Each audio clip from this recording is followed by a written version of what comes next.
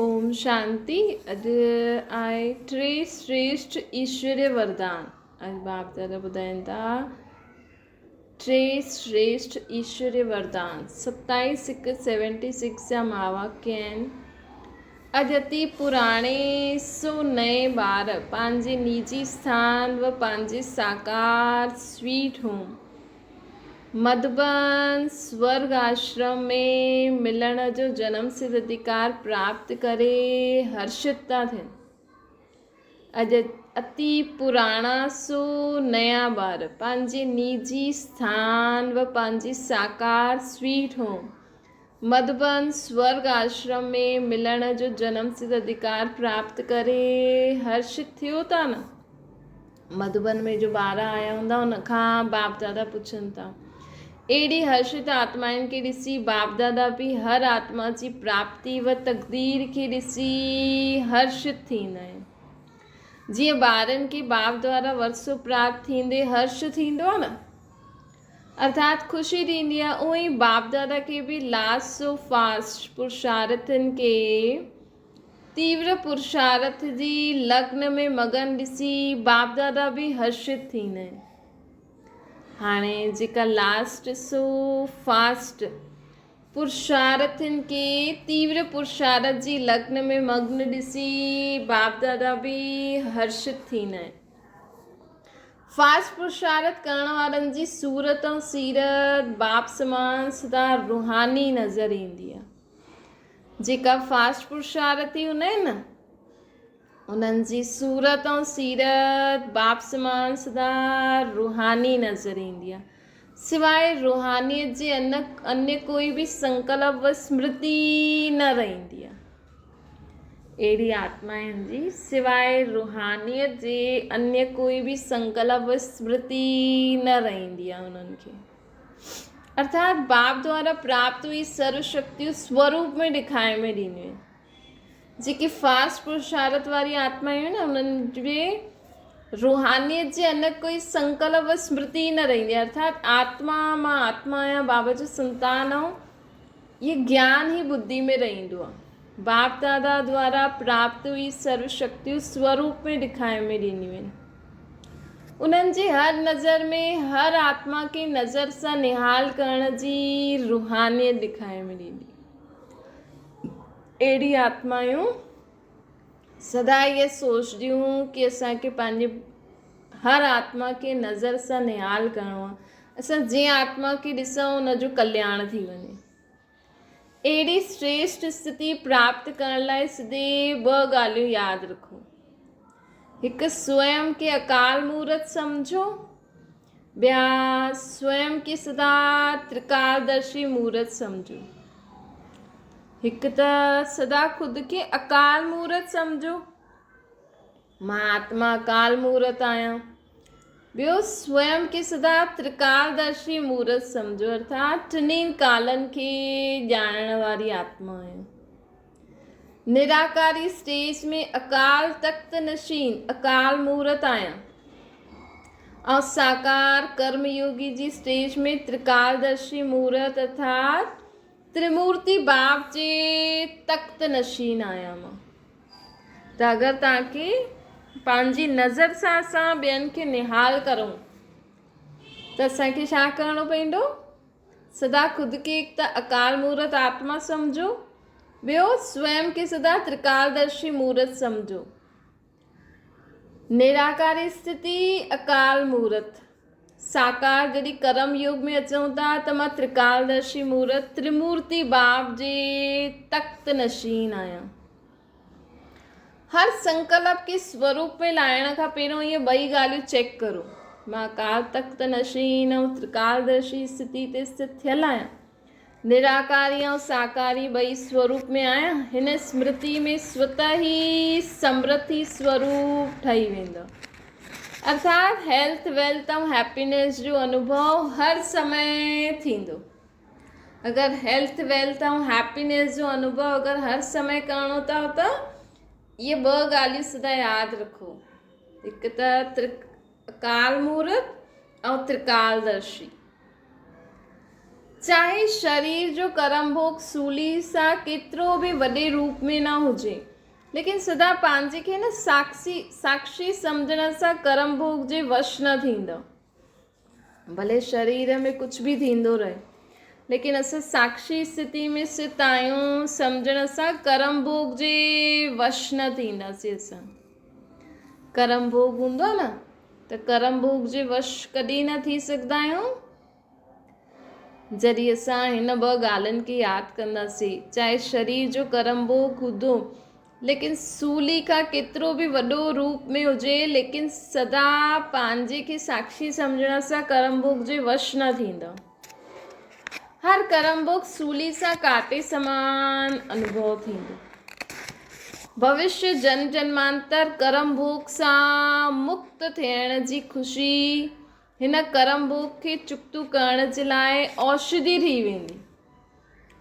भई असांखे भविष्य में केॾो सुठो अॼु बाबा चई न, असांखे केॾी सुठी काया मिलण वारी आहे।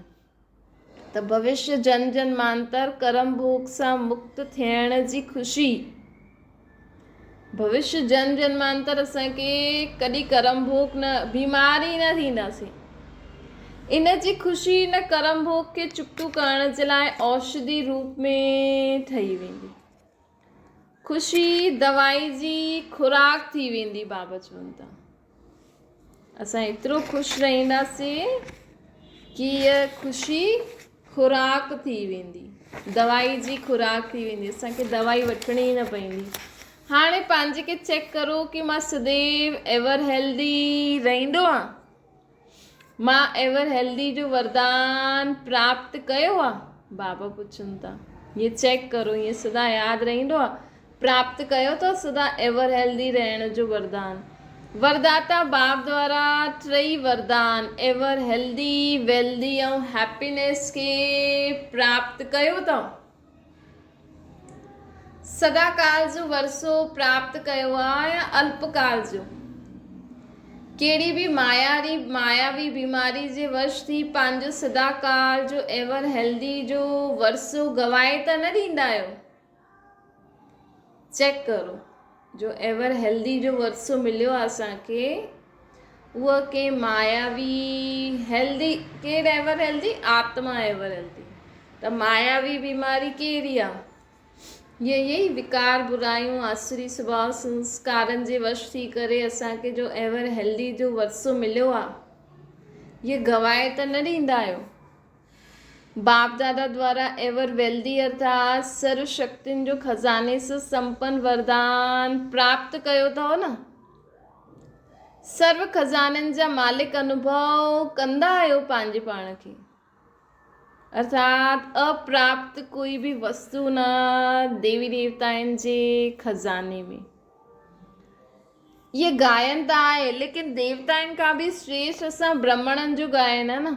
अप्राप्त कोई शक्ति न असां ब्राह्मणनि जे खज़ाने में। त अहिड़ा एवर वेल्दी ख़ुदि खे अनुभव कंदा आहियो? एवर वेल्दी सां गॾु गॾु एवर हैप्पी बि अर्थात सदा हर्षित भी अनुभव कंदा आहियो? अगर कोई भी प्रकृति व माया जे आकर्षण में न हूंदव त सदा हर्षित रहंदव। अहिड़ा सदा हर्षित जो सदैव हिकु ही संकल्प स्मृति में रहंदो आहे। त एवर हेल्दी, एवर वेल्दी ऐं एवर हैप्पी कीअं रहंदासीं?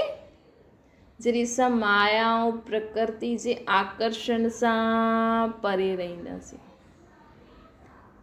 त बाबा चवनि था जेका सदा एवर हैप्पी हूंदा आहिनि न, उहा सदैव हर्षित रहंदा आहिनि ऐं सदैव हिकु ई संकल्प हुननि खे स्मृति में रहंदो आहे। अगरि तव्हांखे एवर हैप्पी रहणो आहे त सदा यादि रखो, मूंखे जो पाइणो हुयो उहो मां पाए छॾियो, बाक़ी पाइण लाइ कुझु रहियो ई न। अहिड़े संकल्प में स्थित रहण वारनि जी अर्थात एवर हैप्पी रहण वारनि जी निशानी छा हूंदी आहे? सदा हर्षित रहण वारा न मन वाणी कर्म सां सर्व आत्माउनि खे सदा ख़ुशी जो दान ॾींदा रहंदा। अगरि असां ई सदा ख़ुशि रहंदासीं, असां ख़ुशि कॾहिं रहंदासीं? हिन चीज़नि खे ॾिसी करे। कपिड़ा, खाइण पीअण, संपत्ति खे ॾिसी करे ख़ुशि रहणो आहे, या बाबा जो असांखे खज़ानो ॾिए थो, जो 21 जन्मनि जो वरसो ॾिए थो, उहो ॾिसी करे ख़ुशी रहणो आहे। त अगरि असांखे जो बाप दादा द्वारा प्राप्त थिए थो, अगरि असां उनखे स्मृति में रखी सदा ख़ुशि रहंदासीं अंदरि आत्मा, त तॾहिं ई असां मन वाणी कर्म सर्व आत्माउनि खे सदा छा ॾींदासीं? ख़ुशी दान में ॾींदासीं। कहिड़ी बि आत्मा जे प्रति बाप समान दुख करता सुख करता सदा बेगमपुर जो बादशाह अनुभव कंदव। कहिड़ी बि आत्मा जे प्रति असां उन्हनि जा दुखनि खे हरण वारा, उन्हनि खे सुख ॾियण वारा सदा बेगमपुर जो बादशाह अनुभव कंदासीं। ख़ुदि खे बादशाह अर्थात दाता। त ईअं असां अनुभव कंदासीं जॾहिं असां इहे संकल्प में रखंदासीं, स्वरूप में हूंदो जेको मूंखे पाइणो आहे उहो पाए वरितो। अहिड़ा हर्षित मुख रहण वारी आत्माउनि जे हर संकल्प जे वाइब्रेशन द्वारा, हिकु सेकेंड जी रूहानी नज़र द्वारा, हिकु सेकेंड जे संपर्क द्वारा, मुख सां हिकु बोल द्वारा दुख व गम में रहण वारी आत्मा पंहिंजे खे सुखी व ख़ुशि अनुभव कंदी। चेक करो, असांजे हर संकल्प जे वाइब्रेशन द्वारा, हिकु सेकेंड जी रूहानी दृष्टि द्वारा, हिकु सेकेंड जे संपर्क द्वारा, मुख जे हिकु बोल द्वारा दुखी व गम में रहण वारी आत्मायूं सुखी व ख़ुशी जो अनुभव कंदियूं आहिनि।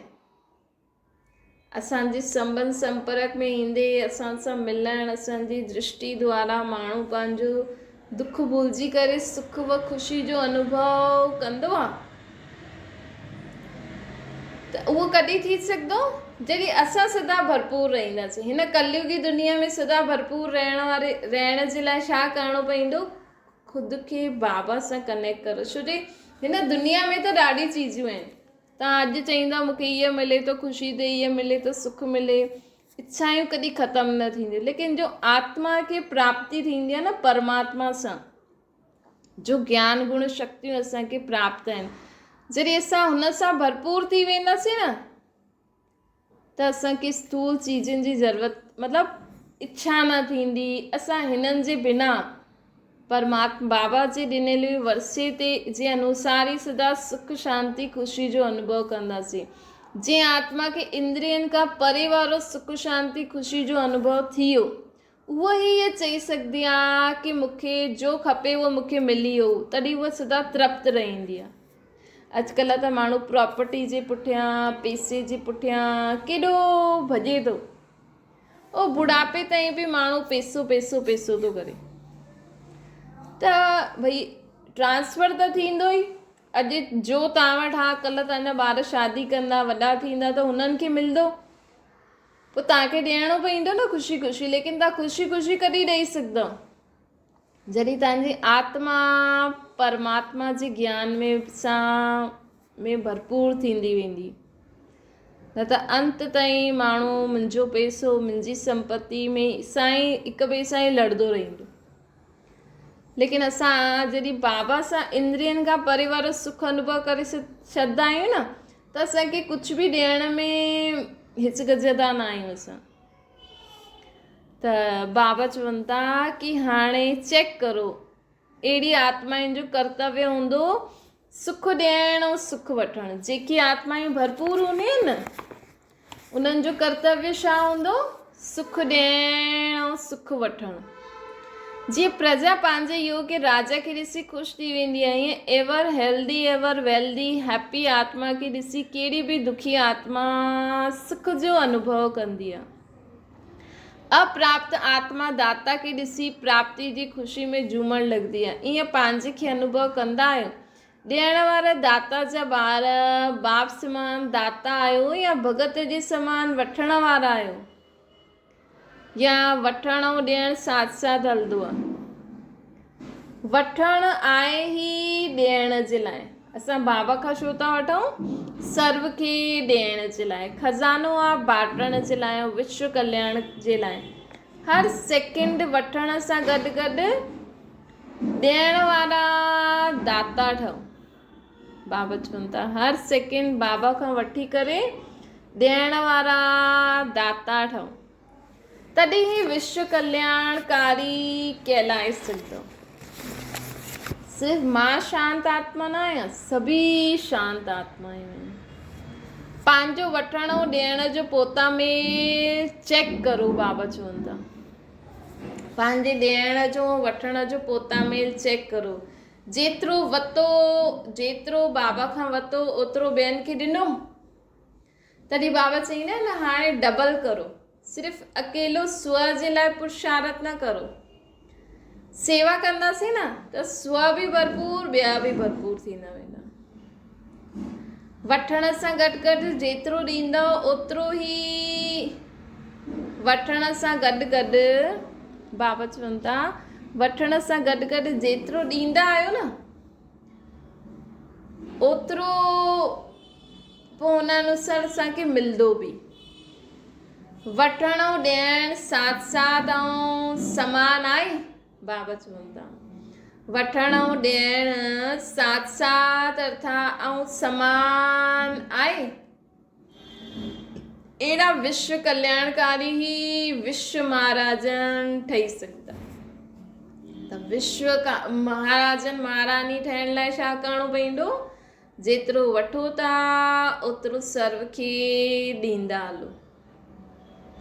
अच्छा, अहिड़ा महादानी सर्व प्राप्ति द्वारा सर्व आत्माउनि खे संपन्न ठाहिण वारा, भिखारी खे अधिकारी ठाहिण वारी आत्मायूं, निर्बल आत्माउनि खे शक्तिशाली ठाहिण वारी आत्मायूं, एवर हेल्दी वेल्दी ऐं हैप्पी आत्माउनि खे वह सर्वश्रेष्ठ आत्माउनि खे बाप दादा जो यादि प्यार ऐं नमस्ते। असांजी बि माता पिता बाप दादा खे यादि प्यार, गुड मॉर्निंग ऐं नमस्ते। अच्छा, ओम शांति। बाबा खे यादि करो।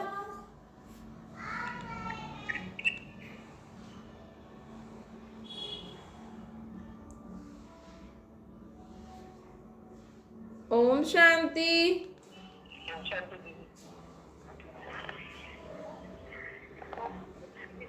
ओम शांति। हाँ,